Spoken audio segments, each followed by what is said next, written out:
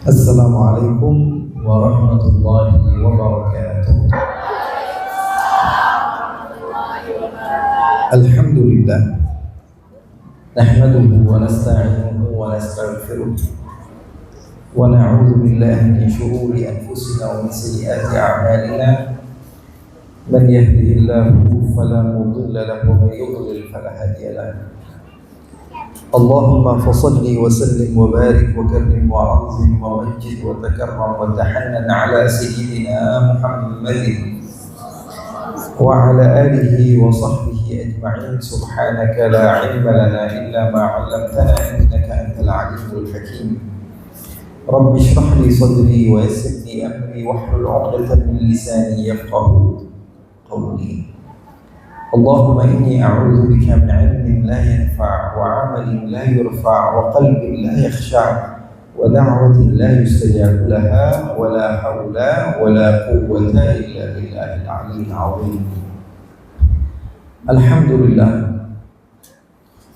pada siang hari ini Allah Subhanahu wa taala memberikan kesempatan kepada saya untuk berkumpul bersama sahabat-sahabat saya, bersama teman-teman saya, bersama Ustadz Manan, bersama sobat ngaji, bersama saudara-saudara saya semua. Biasanya saya di sini cuma lewat ya. Di Citra Raya ini sering sekali karena orang tua saya tinggal di Panongan. Ya, orang tua saya tinggal di Panongan. Saya biasanya acara di luar-luar, tapi kalau di sini bukan buat acara tapi pulang kampung sebenarnya. Aslinya seperti itu dan kurang tertarik untuk acara-acara karena memang selalunya datang ke sini hanya untuk sungkem sama orang tua gitu. Tapi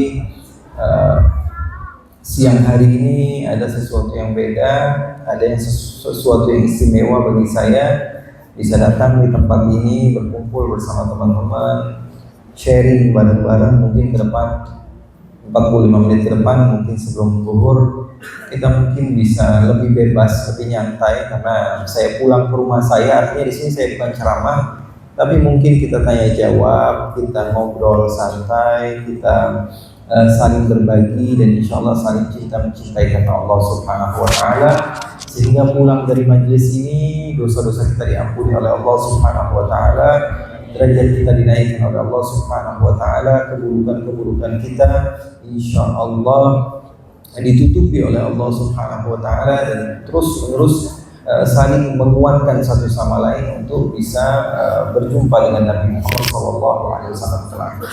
Mungkin dari semenjak jam 9 tadi dari ceramah Ustaz. Ya, dari jam berapa? Jam 9 dan kita ada hadrah luar biasa di Citra Raya. Ada hadrah, ini sesuatu yang istimewa ya. Sesuatu yang hebat, Masya Allah. Ada hadrah, ada sholawatan, ada qasidah. Ini cuma sarana saja ya. Ini sarana untuk supaya kita bisa sampai kepada Allah. Sebenarnya al-wasail fi hukmil maqasid itu satu qaidah usul fiqh ya. Bunyinya al-wasail fi hukmil maqasid. Al-wasail wasilah. Sesuatu yang menjadi wasilah itu nggak ada hukumnya.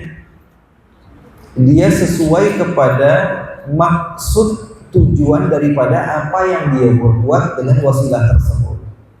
Contohnya hukumnya pisau apa? Nggak bisa dihukum. Kalau digunakan untuk memotong hewan nazar, hukumnya jadi wajib. Kalau memotong kurban jadi sunnah. Kalau bikin masakan-masakan jadinya mubah. Kalau untuk melukai orang lain hukumnya menjadi haram. Jadi tergantung digunakan untuk apa. Itu namanya wasilah. Sama seperti kita sekarang. Ada satu tempat kita gunakan untuk hal-hal yang positif, maka tempat tersebut menjadi baik dan menjadi taman surga. Kata Rasulullah, "Idza marartum bi riyadil jannah farta'u." Kalau kamu melewati satu tempat ada taman surga, mampir. Qalu wa ma riyadul jannah ya Rasulullah? Apa itu taman surga ya Rasulullah? Kata Rasulullah, hilakul dzikr. Orang ngumpul muter di situ berzikir kepada Allah Subhanahu wa taala, maka itu adalah taman surga. dimanapun tempat, di lapangan, di halaman rumah, di masjid, dimanapun tempat kita berkumpul bersama-sama berzikir kepada Allah, salawat kepada Nabi Muhammad. Ya, di dalam riwayat lain hilaqul ilm, halaqah di situ dibacakan ayat Al-Quran, hadis Rasulullah SAW, ada musyawarah, ada mudzakarah, itu adalah taman surga. Tempatnya tergantung daripada apa yang kita buat di situ. Kalau di situ dijadikan tempat yang baik, maka jadi taman surga. Kalau di situ dijadikan tempat orang bermaksiat, melakukan hal-hal yang tidak baik, bukan menjadi taman surga lagi. Misalnya bisa disewa gedung sehari kajian, jadinya taman surga. Besoknya orang party di tempat yang sama gitu, melakukan hal-hal yang haram, nggak jadi taman surga lagi. Jadi nggak selamanya, paham atau tidak? Jadi wasilah itu tergantung daripada apa yang kita gunakan untuk hal tersebut.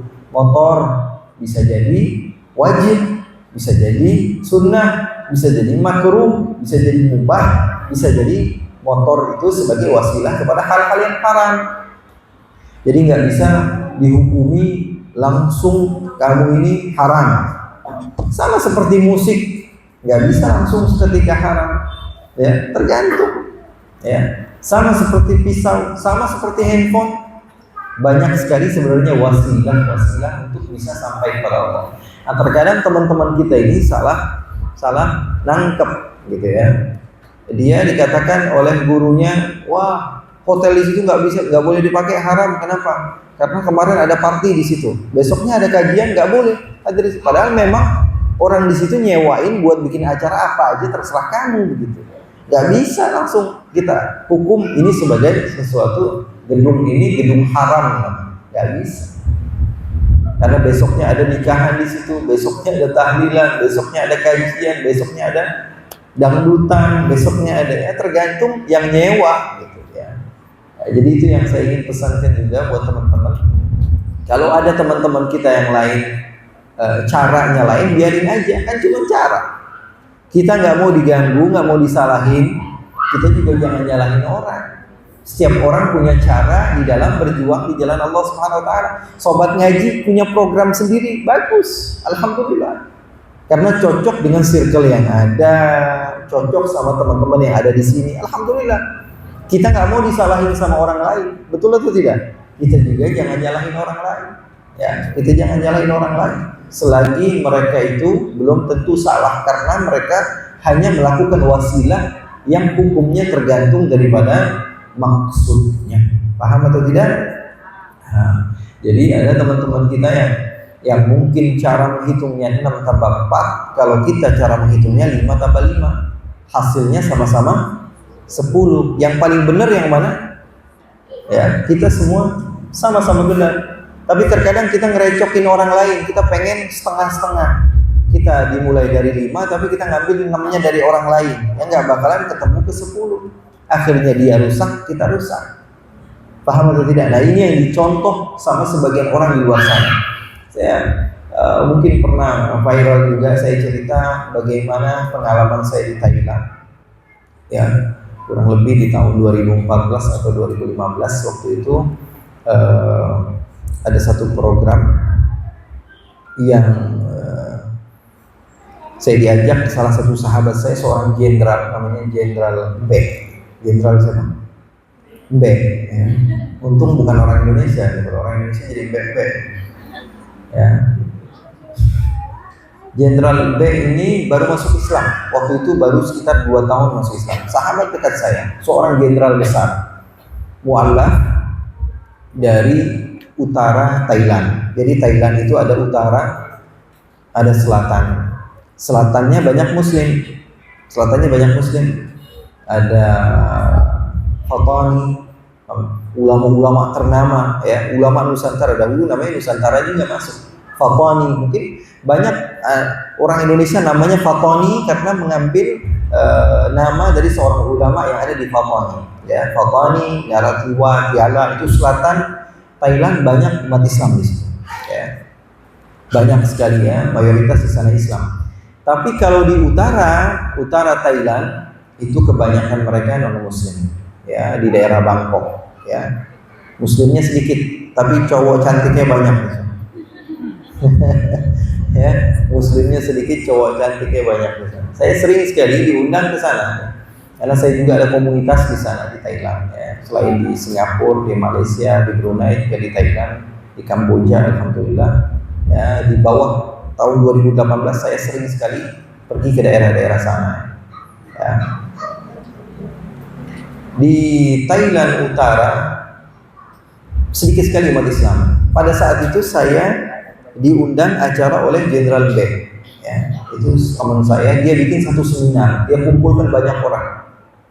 Saya nggak tahu ternyata saya terjebak di situ. Saya kira yang hadir kebanyakan umat Islam. Ternyata rata-rata yang hadir di situ pada saat itu bukan orang Islam. Kebanyakan mereka non Muslim. Saya ceramah apa adanya. Udah mau azan belum? Saya ceramah apa adanya, ya, nyantai banget gitu. Saya kira yang hadir umat Islam semua. Ternyata setelah selesai ceramah ada sesi tanya jawab. Salah seorang di antara yang hadir bertanya, Habib, apa benar agama Islam semudah itu? Apa benar agama Islam semudah itu? Semudah apa yang Habib katakan? Bukankah agama Islam itu susah? Loh, saya bilang nggak susah. Loh, saya tahunya susah. Kamu tahu dari mana? Saya sering melihat update begitu tentang agama Islam di Indonesia. Dia jadikan ya, studi dia jadikan apa di dalam pikiran dia Islam itu Indonesia. Islam Indonesia identik dengan Islam. Karena memang alhamdulillah Indonesia walaupun menurun sekarang jadi nomor 2 ya, setelah Pakistan. Indonesia terbanyak muslim nomor 2 sekarang setelah Pakistan ya. Jumlahnya secara nisbah, secara persennya tadinya kita nomor 1 di dunia. Tapi alhamdulillah ya sekarang nurun, tapi insya Allah kualitasnya jauh lebih baik insya Allah. Dia katakan, Habib, saya lihat orang Indonesia kenapa? Dia tidak tahu saya orang Indonesia, dia kira saya orang Malaysia ya. Karena saya dulu terkenalnya di Malaysia ya, karena saya banyak di televisi Malaysia, di radio Malaysia ya, sama Upin Ipin lah ya. Bolehlah cakap lagi sama Kak Ros lah. Dulu banyak yang di Malaysia dan diundang pada saat itu memang dengan nama Malaysia, bukan nama Indonesia. Dan hampir saja saya jadi warga negara Malaysia. Hampir saja, tapi guru saya tiba-tiba bilang pulang ke Indonesia terus bikin pesantren di Garut. Saya bilang Garut di belah mana ya? Garut saya nggak tahu karena KTP saya masih KTP Panongan ya. KTP saya sampai sekarang masih di sini ya, di Kupang, Panongan. Saya nggak tahu daerah Garut itu di mana, tapi karena disuruh guru, Bismillah, udah ikut saja. Oke, dari Kuala Lumpur pindah ke Garut. Pada saat itu di Thailand, ketika orang itu bertanya kepada saya, seperti di Indonesia ada apa? Indonesia itu gaduh terus katanya, berantem terus umat Islam. Itu yang saya tahu. Satu kampung sholat di masjid pakai kunut, sholat subuhnya, kampung sebelah nggak pakai kunut, ribut. Nggak ada yang mau tegur, sapa satu sama lain. Ada satu masjid yang membaca sejarah Nabi, Maulid Nabi. Masjid yang sebelah nggak boleh masjid itu dipakai sejarah Nabi dibacakan di situ atau Maulid yang semisal. Dan mereka gaduh satu sama lain, mereka berantem satu sama lain, mereka nggak sepaham sama satu sama lain. Mereka katakan mereka toleransi, kalau sama orang yang beda agama, ya Allah senyum-senyum, baik, berharap orang lain masuk agama Islam. Tapi yang sudah Islam, beda organisasi, musuh-musuhan. Betul atau tidak? Harusnya orang yang sudah masuk ke dalam, kita lebih dekati. Ini enggak, kalau orang yang di luar, wah kita berusaha gimana caranya mereka masuk. Udah masuk ditelantarin. Udah masuk karena beda manhaj, beda program, beda cara ngitung, musuh-musuhan. Mereka katakan apalagi kalau sudah bulan Ramadan, sholat tarawih, ya, formasinya beda-beda, ada yang 442, 443 ya, formasinya 443. Sholat tarawihnya 4 rakaat, kemudian 4 rakaat, kemudian ditutup dengan witir 3 rakaat, ada yang 2 rakaat, 2 rakaat, ada yang sholatnya 20 rakaat, ada yang sholatnya 8 rakaat, dan semisalnya dan semisal. Dan itu satu sama lain, satu masjid dengan masjid yang lain, mereka waduh nggak bakalan bisa akur. Seadanya saja kalau ketemu, nggak bakalan pernah kita ngelihat beda organisasi, beda komunitas, beda duduk di satu tempat kemudian ngobrol dengan asik gitu kan. Oh, saya bilang, waduh, negara saya dijadikan contoh negatif sama orang lain. Nah, ini harus kita benahi. Jangan sampai kita dicontoh orang kita nggak benar. Harusnya agama Islam itu mudah. Makanya Rasulullah SAW katakan, agama Islam mudah, ya Allah persulit orang yang mempersulit agama Islam. Makanya kita lihat hidup sebagian orang belangsak gitu ya, susah gitu. Kalaupun kelihatan dia kaya raya tapi hatinya nggak pernah tenang. Kenapa? Karena dia bikin susah umat Islam. Semua nggak boleh, semua haram, semua dilarang. Bahkan udah jelas-jelasan kita ngumpul bareng-bareng dalam kebaikan, dia bilang nggak boleh, haram hukum duduk seperti itu. Ini ada apa? Kenapa? Ya, dipersulit urusan umat Islam. Rasulullah katakan, ya Allah, orang yang mempersulit urusan umatku, persulit urusan dia. Ya. Jadi itu yang saya ingin tekankan buat teman-teman yang hadir ataupun yang mendengar secara baik. Jangan persulit urusan umat Islam, dan juga jangan terlalu mempermudah. Ada sebagian orang bilang, wah kata Habib gampang, ini boleh, ini boleh, ini boleh. Akhirnya segala sesuatu jadi boleh, nggak begitu juga. Ummatan wasata, kita ini umat Islam di tengah-tengah. La ifrat wa la tafrid, tidak berlebihan, tidak kekurangan. Nah, jadi itu agama Islam. Rasulullah SAW selalu mengajarkan kepada kita untuk memandang segala sesuatu dengan pandangan positif. Sampai datang seseorang kepada Nabi, Rasulullah tanya, nasmuk, siapa nama kamu? Ismi huzn, nama saya sedih ya Rasulullah. Apa kata Rasulullah? Bal anta farah, nama kami berubah sekarang, nama kami senang. Ya, namanya huzn. Huzun di dalam bahasa Arab artinya sedih. Kata Rasulullah, enggak, nama kami berubah sekarang. Bukan sedih lagi, tapi namanya senang. Itu agama Islam. Agama Islam melarang orang tasya'um. Aduh, telinga saya yang kiri ini bunyi nih, kayaknya lagi diomongin orang. Nah, itu enggak boleh. Mata saya gerak-gerak sendiri nih, sebelah kiri nih, kayaknya saya bakalan dapat musibah. Itu hukumnya haram. Tasya'um. Tapi kalau, wah telinga kanan saya bunyi nih, kayaknya saya bakalan dapat duit banyak, itu boleh. Mata saya gerak-gerak sendiri nih yang sebelah kanan nih, kayaknya saya bakalan dapat duit, nggak masalah. Ya, tafa'ul di dalam Islam diperbolehkan. Aduh jatuh nih, kayaknya bakalan dapat rezeki nih, nggak apa-apa. Tapi kalau tiba-tiba jatuh kemudian mengatakan, waduh, bakalan dapat musibah besar, nah, itu tasya'um dilarang sama agama Islam. Berpikir secara negatif di dalam segala hal, pesimis di dalam segala hal dilarang sama agama Islam. Aduh jangan moto nih bertiga, nanti ada yang meninggal. Semuanya juga meninggal. Payah kalian ini.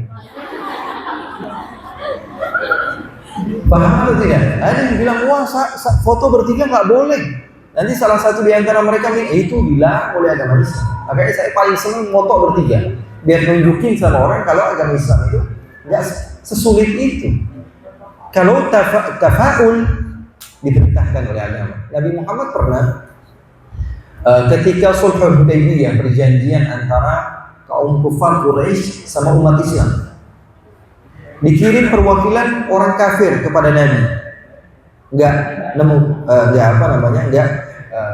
ketemu titik temunya antara keduanya. Dan kesepakatan tersebut tidak tersepakati. Kemudian akhirnya dikirim lagi Urwah bin Mas'ud Al-Thaqafi, seorang yang alim, seorang yang pintar dari orang kafir. Gak juga nemu. Akhirnya datang lagi Fulan bin Fulan dikirim. Gak juga ada titik temu. Sampai dikirim satu orang namanya Suhail ibn Amr. Ya, Rasulullah ketika datang seorang namanya Suhail. Suhail itu di dalam bahasa Arab artinya mudah. Sahlun mudah, Suhailun artinya lebih mudah. Apa kata Nabi? Padahal orang kafir. Kata Nabi, Ja'a Suhailun sahhalallahu amrana. Yang datang namanya mudah, urusan kita pasti jadi mudah. Tuh yang sampai segitunya kan. Akhirnya setelah itu ada titik temu antara umat Islam dan kafir pada saat itu, kaum kufar Quraisy, sehingga setelah datangnya Suhail tidak ada lagi perwakilan dari orang kafir yang datang kepada Nabi Muhammad SAW. Sampai segitunya ya. Jadi agama Islam, sekali lagi saya katakan, jangan dipersulit urusan umat Islam. Nanti dicontoh ya sama orang lain, dikira bahwa sungguhnya kita sulit, padahal nggak gampang. Agama Islam itu justru dengan banyaknya perbedaan justru menjadikan kita bisa saling menghormati satu sama lain, menunjukkan bahwa kita ini nggak bakalan bisa sama, nggak bakalan. Kita beda-beda, porsi kita beda semua, porsi makan kita beda-beda. Kita kadang-kadang ngafe bareng-bareng aja, ada yang bisa sampai 2 piring, ada yang 1 piring nggak habis. Kita itu semua beda. Justru dengan perbedaan laki-laki sama perempuan bisa jadi jodoh. Ya, justru kalau sama semua ya nggak seru. Hidup kita ini dengan adanya perbedaan justru malah menjadi ya sesuatu yang bisa saling cinta mencintai, nggak masalah. Oleh karena itu madzhabus sahabat beda-beda, sahabat aja beda-beda. Nabi Muhammad ada di situ. Nabi Muhammad SAW ketika peperangan Banu Quraidah, kata Rasulullah SAW, ya, jangan ada yang sholat sampai ketika kita sudah sampai di sana di Banu Quraidah. Akhirnya nggak ada yang sholat, waktu udah deket maghrib. Karena apa? Dengar perintah Nabi. Sebagian lagi, waduh kita sholat aja, takut nanti Nabi Muhammad SAW datangnya kelewatan, akhirnya kita ninggalin sholat, akhirnya dosa. Paham atau tidak? Madzhabus sahabat di zaman Rasulullah SAW, mazhab para sahabat sudah berbeda-beda. Rasulullah betulkan yang ini, Rasulullah betulkan yang itu. Ada yang 5 tambah 5, ada yang 6 tambah 10. Apalagi setelah 1400 tahun. Perbedaan itu wajar kalau kita tahu. Masalahnya kita nggak tahu, makanya ngotot. Kita nggak tahu, makanya ngotot. Sering saya ceritakan ketika saya datang ke satu tempat di Turki ya. Di Turki ada satu kota namanya Konya. Ya, kota yang sangat saya suka. Mudah-mudahan sebagian teman sampai ke sana. Saya kalau lagi sumpek, lagi puyeng pasti perginya ke sono. Selain ke kota Madinah, kota yang membuat saya tenang, tentram itu Konya namanya. Nikmat sekali. Di sana kenapa? Karena ada Sultanul Muhibbin, Jalaluddin Ar-Rumi. Ya. Beliau adalah pemimpin para pecinta. Indah sekali daerahnya, bahkan makamnya saja teduh. Di Konya, saya ingin bercerita, saya pernah sholat di satu masjid yang kuno, masjid yang tua. Masjid yang tua itu mungkin sebagian teman sudah dengar cerita ini. Sholat di masjid yang tua. Masjid tua itu suara kita biasanya ada menggema.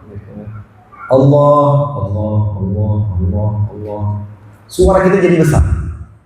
Masuk sholat maghrib, imam sholat, makmum saf pertama, saf kedua, saf ketiga, saf keempat, saf kelima, saf keenam saya. Full masjid itu. Di belakang saya masih banyak orang yang sholat. Akhirnya imamnya maju, kemudian dia takbir. Allahu Akbar. Alhamdulillahi Rabbil Alamin. Wah, gak pakai bismillah ya. Ini Muhammadiyah apa Persis? Saya sendirian di situ, orang Indonesia. Saya lihat kanan kiri depan belakang nggak ada kecuali orang-orang sana, orang Eropa atau orang Turki asli atau orang Arab. Kalau kita nggak pernah baca, kalau kita nggak pernah belajar, kalau kita sempit, kita pasti akan bertanya seperti itu. Ini NU apa Muhammadiyah apa Persis? Karena wilayah kita seperti itu. Kalau sholat di masjid nggak pakai Bismillah, berarti bukan orang NU.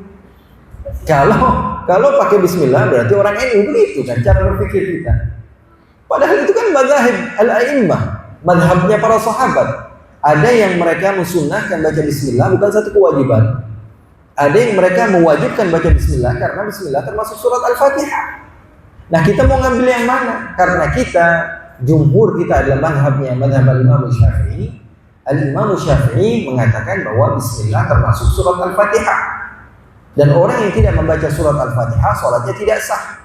Sebagaimana hadis Rasulullah di dalam Sahih Bukhari, la salata liman lam yaqra' bi Fatihatil kitab. Tidak sah salat seseorang kalau dia tidak baca Al-Fatihah. Dan bismillah termasuk Al-Fatihah. Berarti kalau kita salat enggak baca satu ayat dari surat Al-Fatihah, salat kita tidak sah. Berarti kalau kita salat di belakang orang yang tidak baca bismillah, salat kita tidak sah. Kita wajib niat mufaraqah. Kita wajib berpisah dari imam tersebut. Kecuali kalau ada kemungkinan, ini ala sabilidh dhon, prasangka saja. Wah, bisa jadi ini si imam baca bismillah tapi pelan-pelan atau dalam hati. Karena disunahkan baca bismillah. Semua madhab mensunahkan baca bismillah. Ya, kalau madhab kita Imam Syafi'i mewajibkan. Jadi kalau misalnya tidak ada kemungkinan si imam ini baca bismillah, atau sebelum dia selesai iqamah, Allahu Akbar, Allahu Akbar, la ilaha illallah, sawu wa tarasu, saya enggak baca bismillah ya, saya enggak baca bismillah di salat saya ini. Ya, yang madhab Syafi'i enggak usah salat di belakang saya. Jelas ini, enggak baca bismillah. Oh, kita enggak boleh salat sama dia. Kenapa? Karena kita meyakini bismillah termasuk surat Al-Fatihah. Tapi kalau ada kemungkinan Allahu Akbar, alhamdulillahi ada kemungkinan baca bismillah. Allahu Akbar, alhamdulillahi rabbil alamin. Karena sunnah, semuanya sunnahkan. Tapi kalau nggak ada kemungkinan seperti tadi si imamnya yang ngasih tahu ke kita, saya nggak baca bismillah terang-terangan. Atau si imamnya saking pelitnya dia takbir Allahu Akbar, alhamdulillahi rabbil alamin. Allahu Akbar, alhamdulillah. Saking pelitnya yang mau baca bismillah, padahal sunnah. Ya. Oh, ini jelas ya baca bismillah. Tapi kalau ada kemungkinan baca bismillah seperti di Mekah, di Madinah, beberapa madhab Maliki dan madhab Abu Hanifah, mereka tidak membaca bismillah, tidak masalah. Karena sunnahnya baca bismillah. Mereka cara ngitungnya 6 tambah 4, kita 5 tambah di kedua-duanya betul. Tapi nggak bisa nyatu. Kita di situ memaksakan untuk ikut, kita ngambil 6-nya, 5 tambah 6 jadinya 11. Jadi jadinya masalah buat kita. Paham atau tidak? Ya, semuanya benar, tapi jangan kita ngambil punya orang, porsi orang lain. Akhirnya, ya karena udah terbiasa kita di Mekah, Madinah orang nggak baca bismillah, itu bukan sesuatu yang aneh.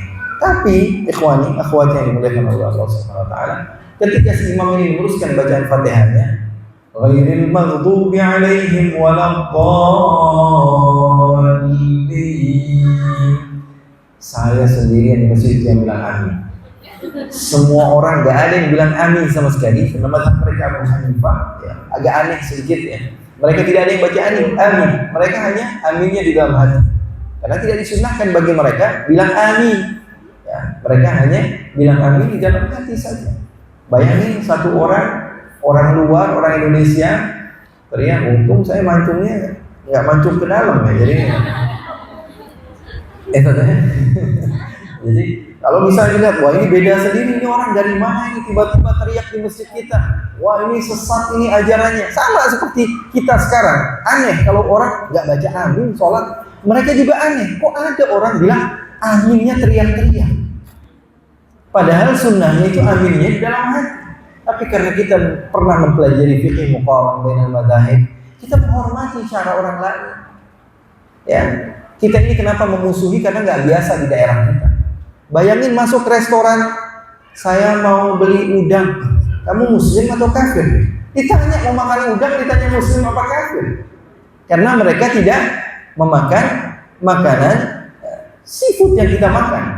Ya, mereka mengharamkan. Mereka tanya, kamu muslim apa kafir? Ya Allah, masa mau makan udang aja bilang muslim atau kafir? Tapi kita ingat, oh iya pernah kita pelajari, mereka tidak menghalalkan hal-hal tersebut. Oh iya, mereka menghalalkan. Saya katakan saya muslim Syafi'i, tidak apa-apa makan yang seperti ini.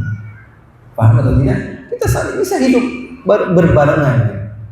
Misalnya teman-teman yang hadir biasa bareng-bareng Ustaz Manan, mungkin nggak terbiasa sama maulid Nabi atau baca sholawatan, nggak masalah.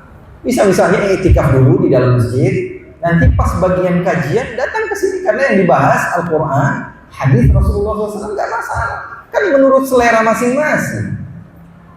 Boleh, tidak masalah ya. Yang terpenting kita bisa mengambil manfaat satu sama lain. Amin ya rabbal alamin. Mudah-mudahan barokah, mudah-mudahan manfaat. Dan kalau ada yang mau bertanya mungkin masih ada waktu, silakan. Terima kasih Habib atas nasihatnya. Kalau boleh nasihat saya lihat di Parlemen ya. Apa tuh? Lihat di Parlemen boleh ya. Baik teman-teman, silakan kalau ada yang mau bertanya, silakan angkat tangan. Jangan angkat jemuran, angkat tangan. Apa? Teruskan. Silakan yang mau bertanya.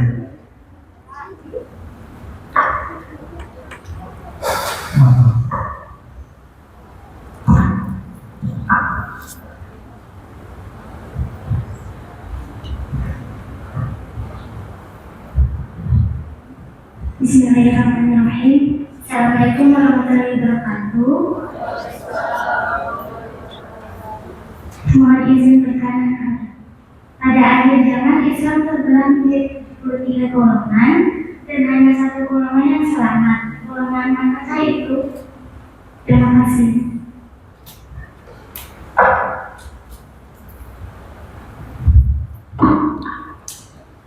Hadis taftariqu ummati itu pembahasan ulama hadis. Mereka mengatakan bahwa hadis ini adalah hadis yang riwayatnya lemah, ya, karena pembagian Yahudi lebih sedikit, pembagian Nasrani lebih sedikit, pembagian Islam lebih banyak.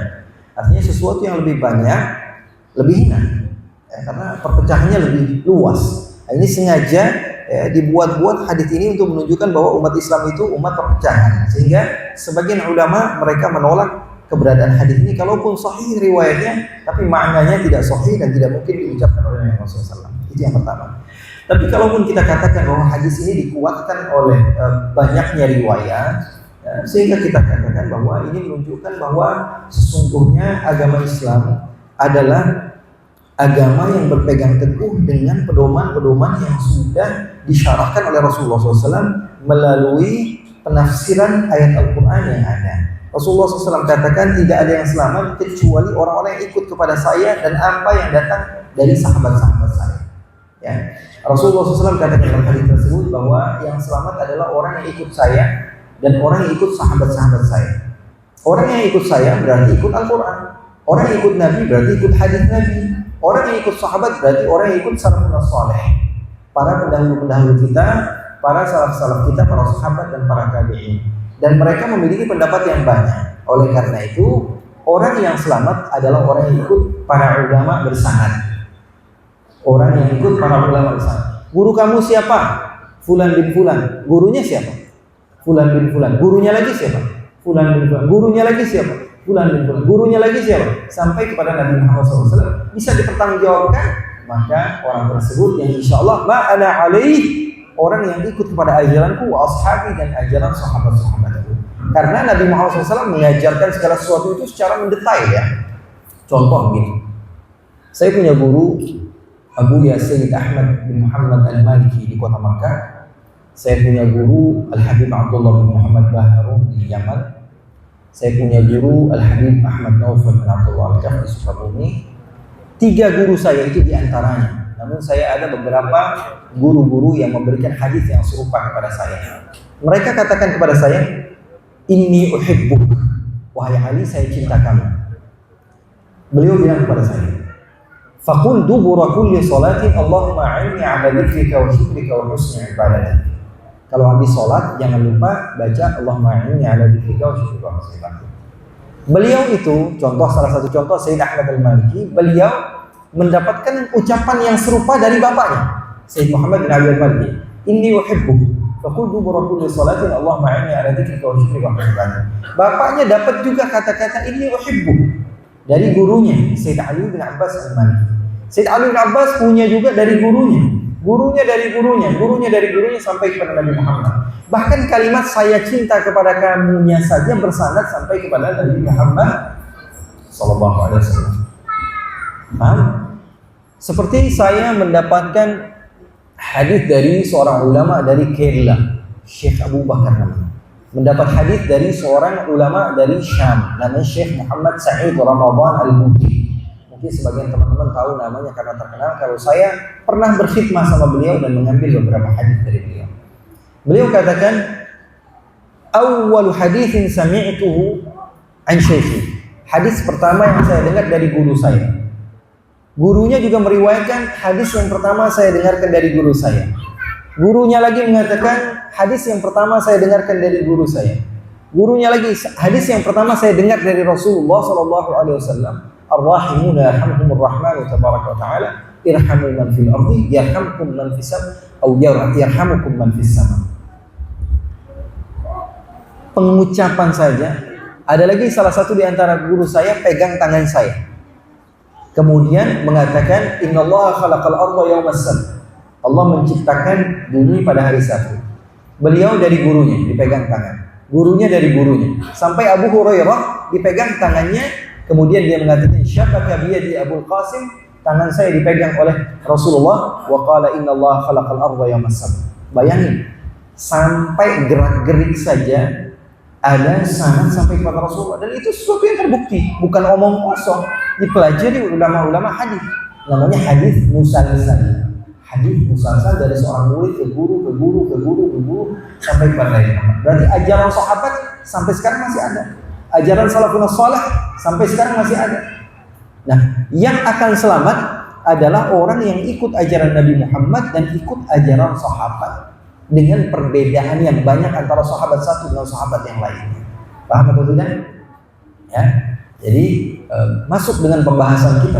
Banyak perbedaan-perbedaan bukan berarti bahwa semuanya salah. Tapi setiap satu orang insya Allah ikut kepada mustanad, ada jaminan dari ajaran-ajaran para sahabat Nabi Muhammad SAW. Tapi kalau udah jelas begitu, ya beda lain sendiri.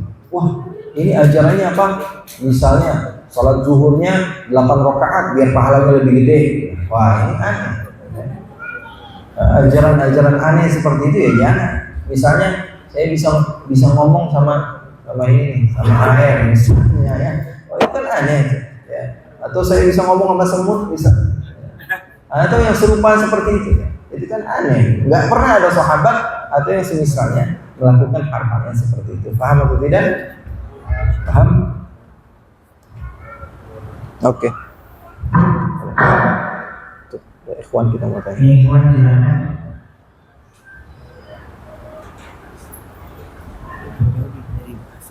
Masya Allah. Dari mana? Dari Jakarta. Oh, Masya Allah. Dari Assalamualaikum warahmatullahi wabarakatuh. Waalaikumsalam. Habib, tadi apa yang tadi Habib katakan tentang sama yang bersambung. Jadi teringat kata Imam Suyuti, laula Islam belum ada masyarakat. Saya sebenarnya Abdullah bin Mubarak yang menukil Al-Imam Suyuti. Akhir sebenarnya apa yang bertanya, sebenarnya kita daripada kita sesat ke jalan gitu. Kayaknya lebih baik kita sambungkan sanad kami kepada sanadnya Habib. Terserah Habib mau ijazah Enaknya saya pakai ongkos ke luar negeri, saya sekolah S1, S2, S3. Ini tinggal duduk doang minta sanad langsung. Jadi mungkin saya wasifah atau sanad-sanad. Syukur bersyukur Jazakallah khair. Ya, masyaallah. Talib ilmu, masyaallah. Salahnya nanti privasi ini kita berdua.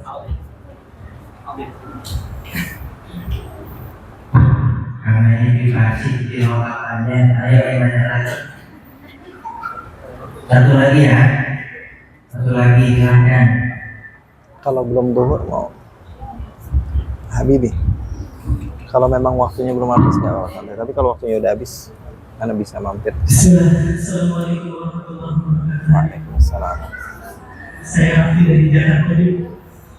Izin bertanya, mohon maaf sebelumnya. Ini berkaitan tentang Maulid Nabi Muhammad ini.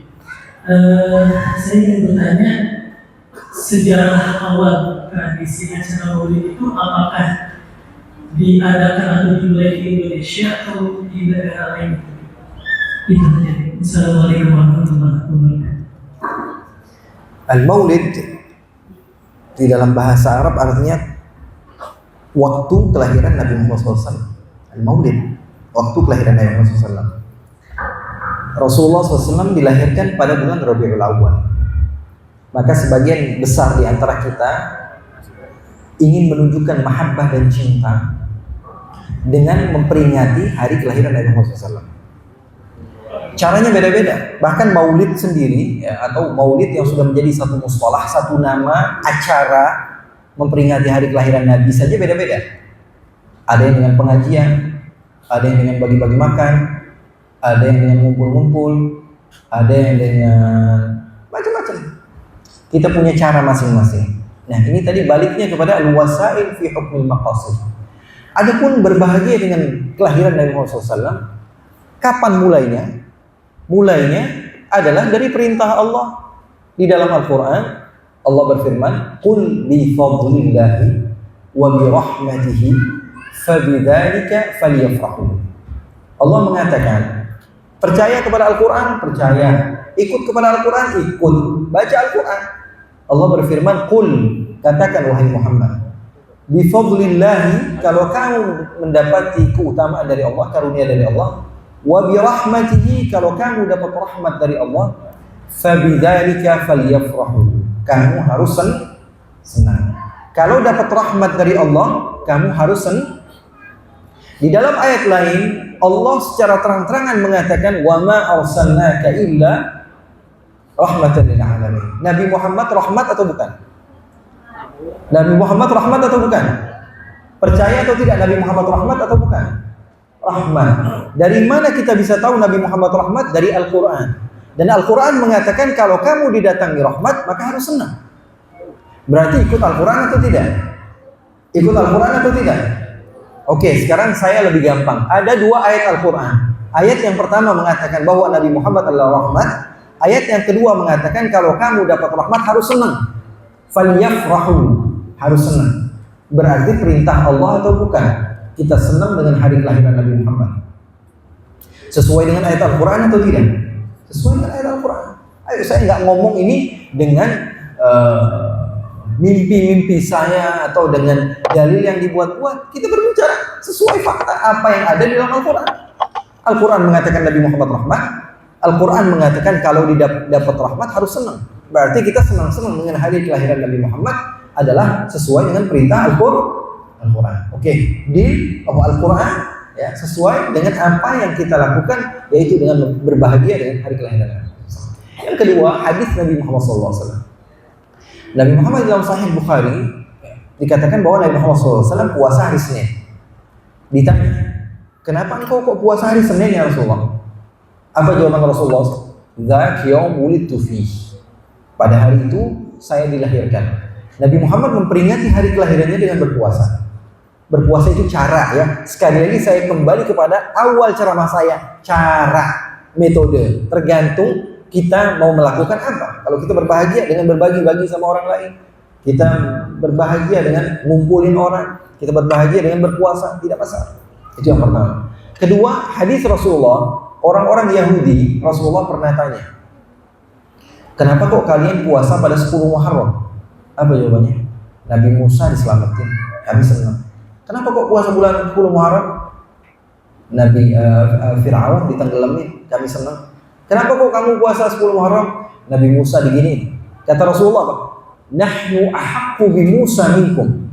Kami lebih berhak untuk memperingati hari di mana Musa diselamatkan dibanding kalian. Kalau Nabi Muhammad mengajarkan kepada kita untuk memperingati hari-hari besar Islam, tentu apakah ada hari yang lebih hebat dari hari kelahiran manusia yang memberikan hidayah kepada kita? Itu tidak ada. Coba kasih tahu kepada saya, apakah ada hari yang lebih hebat daripada hari kelahiran Nabi Muhammad? Tidak ada sama sekali. Bahkan Lailatul Qadar tidak ada apa-apanya. Karena Lailatul Qadar nggak bakalan ada kalau nggak ada hari kelahiran Nabi Muhammad. Betul atau tidak? Lailatul Qadri khairun min alfi syahr. Lailatul Qadr. Iya, kalau nggak ada Nabi Muhammadnya bisa ada Lailatul Qadar. Nggak ada. Maka sesuai dengan Al-Quran, sesuai dengan hadis Rasulullah, sesuai dengan manhaj para salafun salih. Memang ada perbedaan. Siapa yang pertama kali? Katanya Al-Malik Al-Muzaffar yang pertama kali membuat Maulid Rasulullah SAW dengan caranya tersendiri dan nggak sama seperti sekarang. Dia motong sampai 60.000 kambing ratusan unta untuk dibagikan masyarakat dan lain sebagainya. Nah, ini kan sesuatu yang baik. Jangan jauh-jauh. Allah memerintahkan pada kita untuk melakukan kebaikan. Apa kata Allah? Waf'alul khair, lakukan kebaikan. Tanya anak kecil, ngumpulin masyarakat, ngasih makan mereka, dengerin ceramah, baik atau tidak baik? Anak kecil aja coba tanya, baik atau tidak baik? Baik pasti mereka akan katakan. Dan baik, perintah Allah dalam Al-Quran, waf'alul khair, lakukan kebaikan. Ya. Caranya bagaimana? Terserah kita. Yang terpenting tidak diharamkan oleh agama. Contohnya bagi-bagi, wah itu biasanya yang nenggak botol itu pada senang kalau dibagi-bagi botol, ya, khamr, kita bagi-bagi, nah, itu bukan kebaikan. Paham atau tidak? Sesuai dengan Al-Quran, sesuai dengan Sunnah Rasulullah SAW, sesuai dengan adat yang ada di satu tempat, maka tidak ada celah untuk menyalahkan Maulid Nabi. Maulid Nabi itu isinya apa sih? Duduk bareng-bareng, baca sejarah Nabi, ada yang ceramah setelahnya, habis itu doa, bagi-bagi makan, kan begitu Maulid. Kok boleh, hukumnya haram? Ya udah ganti namanya jadi kajian sirah nabawiyah. Ya, baca sejarahnya pakai bahasa Arab, kemudian disyarahkan setelah itu sama penceramah, kemudian bagi-bagi makan. Ganti saja namanya. Kalau memang nggak suka dengan nama Maulid, ganti namanya kajian sirah nabawiyah. Masjid ini kajian sirah nabawiyah, membaca syair-syair pujian kepada Nabi, dan itu memang ada. Ibnu Sayyidin Nas, beliau memiliki satu buku namanya Minahul Midah. Di dalamnya terdapat 300 sahabat yang bikin syair untuk Nabi. 300 bukan 1-2. Ya, Minahul Midah Ibnu Sayyidin Nas. Beliau ulama top dari Sevilla, dari Ishbilia, dari Spanyol, ya. Dari Sevilla tahu. Yesus Nafas tahu. Main Spanyol. Ya, Sevilla. Itu dia dari Sevilla dulu ulama-ulama kita banyak, ya. Andalusia nama daerahnya. Dulu Andalus itu adalah daerah Islam. Paham insyaallah? Kalian nggak sesuai dengan Al-Quran dan Hadis, bukan nggak sesuai dengan Al-Quran dan Hadis, tidak sesuai dengan pemahaman antum tentang Al-Quran dan Hadis. Bukan tidak sesuai dengan Al-Quran dan Hadis, tidak sesuai dengan pemahaman antum tentang Al-Quran dan Hadis. Karena setiap orang memiliki pemahaman, nggak masalah, ya, nggak bakal bisa nyambung kalau dipaksain, muntah nanti. Paham atau tidak? Oke. Baik.